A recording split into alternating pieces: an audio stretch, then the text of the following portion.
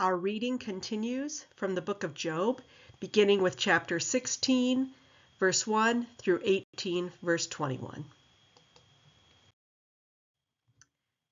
Then Job answered, I have heard many such things. Miserable comforters are you all. Have windy words no limit? Or what provokes you that you keep on talking? I also could talk as you do, if you were in my place. I could join words together against you and shake my head at you. I could encourage you with my mouth, and the solace of my lips would assuage your pain. If I speak, my pain is not assuaged, and if I refrain, how much of it leaves me? Surely now God has worn me out. He has made desolate all my company, and he has shriveled me up, which is a witness against me.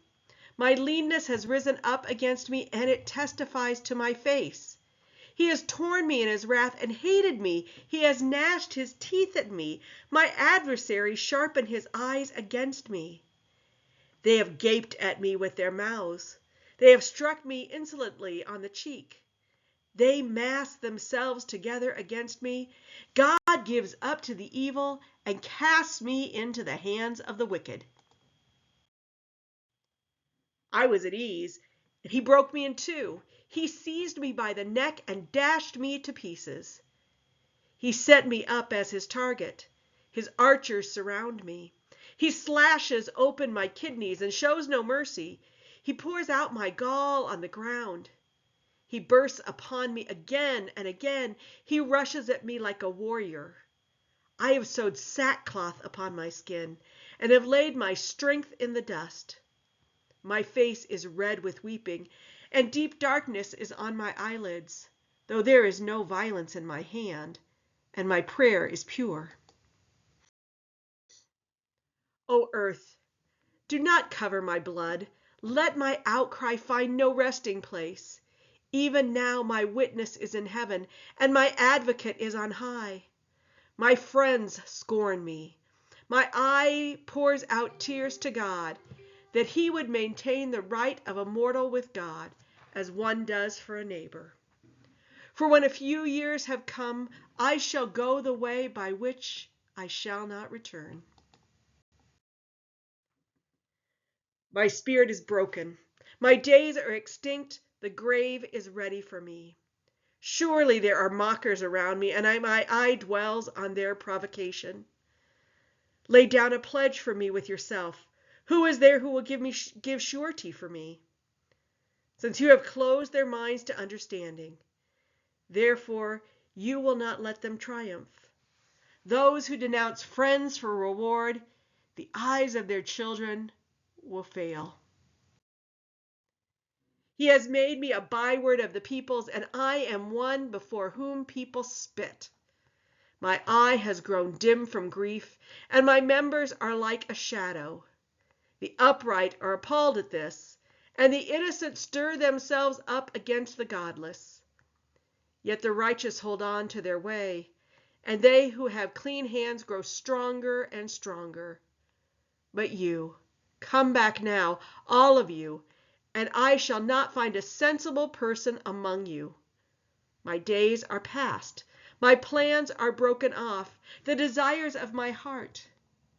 They make night into day. The light, they say, is near to the darkness.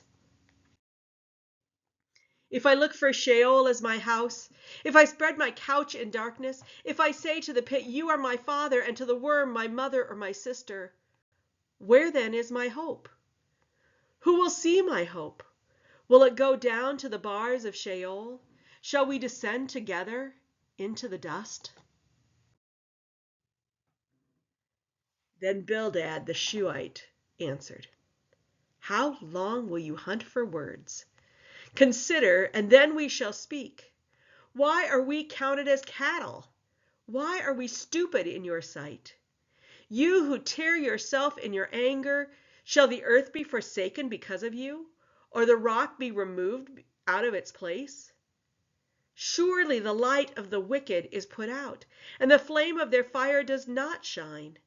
The light is dark in their tent, and the lamp above them is put on. Their strong steps are shortened, and their own schemes throw them down. For they are thrust into a net by their own feet, and they walk into a pitfall. A trap seizes them by the heel, a snare lays hold of them. A rope is hid for them in the ground, a trap for them in the path. Terrors frighten them on every side and chase them at their heels. Their strength is consumed by hunger, and calamity is ready for their stumbling. By disease their skin is consumed. The firstborn of death consumes their limbs. They are torn from the tent in which they trusted and are brought to the king of terrors. In their tents nothing remains. Sulfur is scattered upon their inhabitants. Their roots dry up beneath, and their branches wither above. Their memory perishes from the earth, and they have no name in the street. They are thrust from light into darkness and driven out of the world.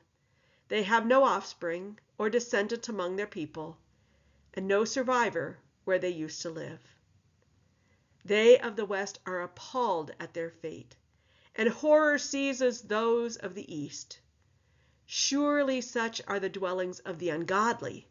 Such is the place of those who do not know God.